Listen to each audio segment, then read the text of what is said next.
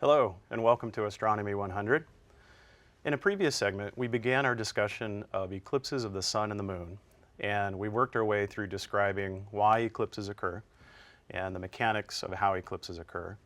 And we showed and discussed what a solar eclipse is like, showing pictures of the event and describing the sequence. Now, there's a variation of solar eclipse called annular eclipse.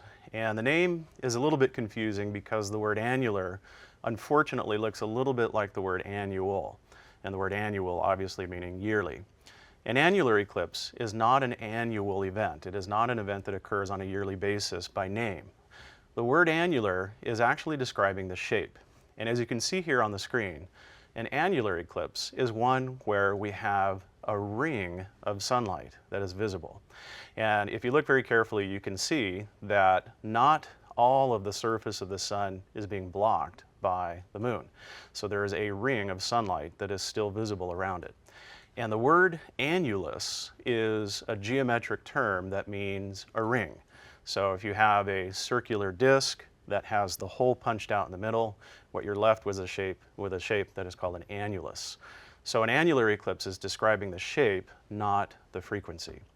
And the reason why this occurs is because in some instances, the angular size of the moon, or how big the moon appears to be, can actually appear to be smaller than the angular size of the sun. So if the moon doesn't look big enough to cover the size of the appearance of the sun, then we cannot have a complete coverage. So in reality, this is not a total solar eclipse, although this does fall into the family of types of solar eclipses. Now, the reason why this occurs is because in reality, the shape of the moon's orbit is elliptical. So the orbit of the moon around the Earth is not perfectly circular, it is elliptical. And as you can see here on the screen, it's been exaggerated, but nonetheless, the elliptical shape. And you can see that the moon in its orbit around the Earth is moving in a path that's very typical of an orbit. And you can see that the Earth is not at the center of the moon's orbit. And because of this, what that means is that there will be times when the moon in its orbit is closer to the Earth, in this case closest to the Earth, and there'll be times where the moon in its orbit will be furthest from the Earth. And we actually have two terms to describe this. When the moon is closest to the Earth, this is called perigee, and when the moon is furthest from the Earth, this is called apogee. And if you remember from a previous segment, the appearance of the size of an object is going to be affected by the distance between the two objects and the actual size of the object. So when the moon is furthest away from the Earth, it will have the effect of making the moon appear to be smaller. And when the moon is closest to the Earth, it will have the effect of making the moon appear larger. Now, this can actually be shown in a series of photographs.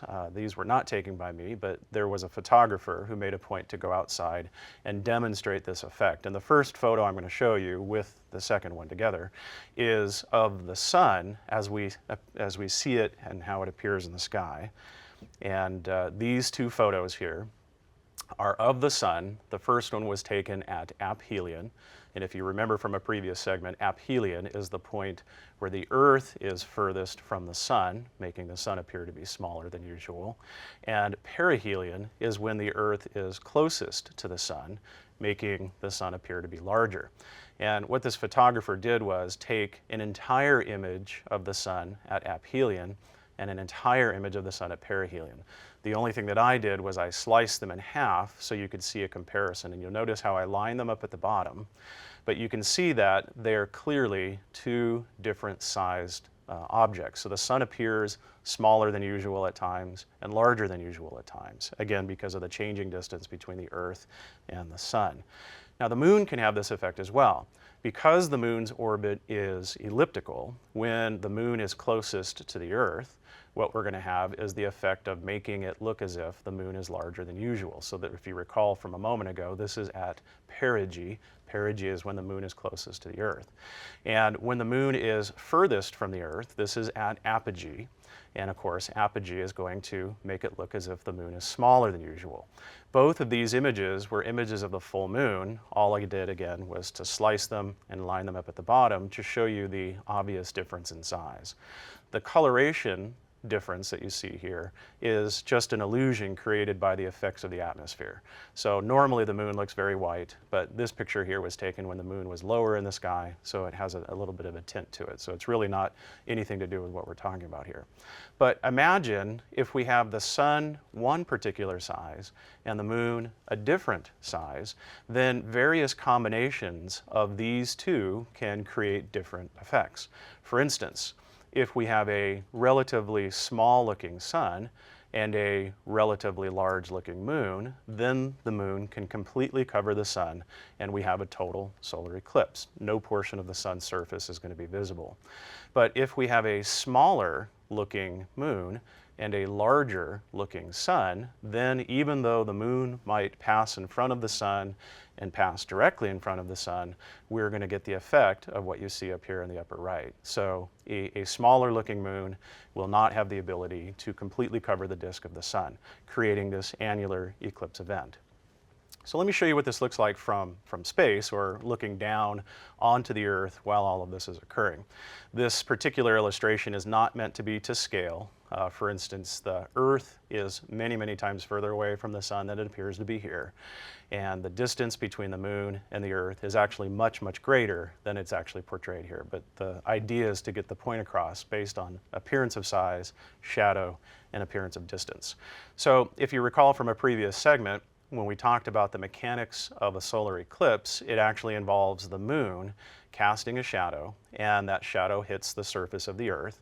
And if the distance between the moon and the Earth is smaller than usual because of the elliptical orbit of the moon, then what we're going to find is that this shadow reaches the Earth, and anybody who's on the Earth inside of the umbra, if you recall, will witness a total solar eclipse.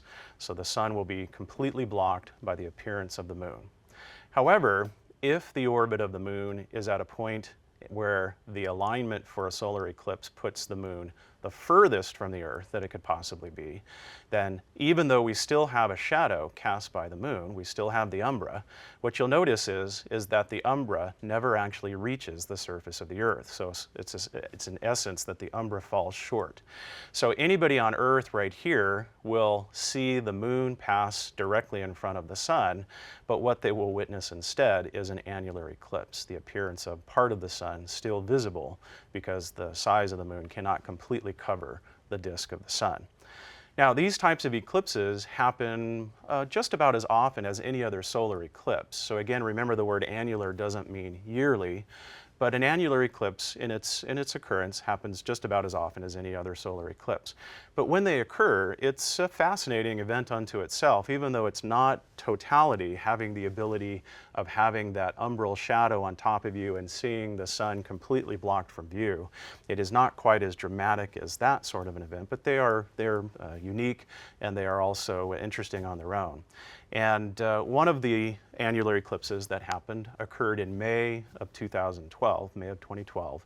And I had the ability to go and witness this eclipse and take some photographs of the eclipse. And by putting all the photographs together, I was able to put together a very short video of the sequence of events that occurred during an annular eclipse. So I'm going to show you that video now. And the video, let me get it started here. The video is the combination of about 100 images, and again, this was May 20th of 2012.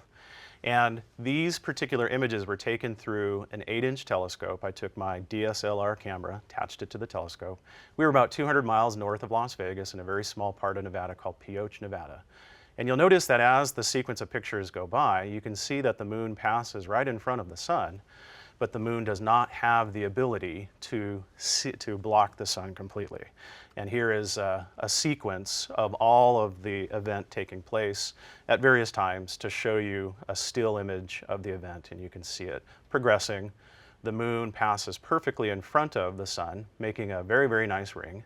And then, of course, the moon continues on, never completely blocking the sun from view. So the event actually starts up here, works its way down, and then it becomes like this. And you'll notice that the sun is getting much darker, and it's because on this particular annular eclipse, it was occurring in the western sky as the sun was starting to set. And the sun actually set before the eclipse had completed. So that's an annular eclipse. Again, it is a type of solar eclipse, but it's a variation of a solar eclipse. And in general, you can have a total solar eclipse, you can have a partial solar eclipse, or you can have an annular eclipse. And as I mentioned before, any of these events are interesting to see, and I encourage you to make a point to see these types of events when they occur and they happen on our part of the world or your part of the world where you have the ability to see that. So that's all the time we have for now. In the next segment, we're going to talk about what a lunar eclipse is, and we'll talk about all the mechanics of that one. So I hope you join me.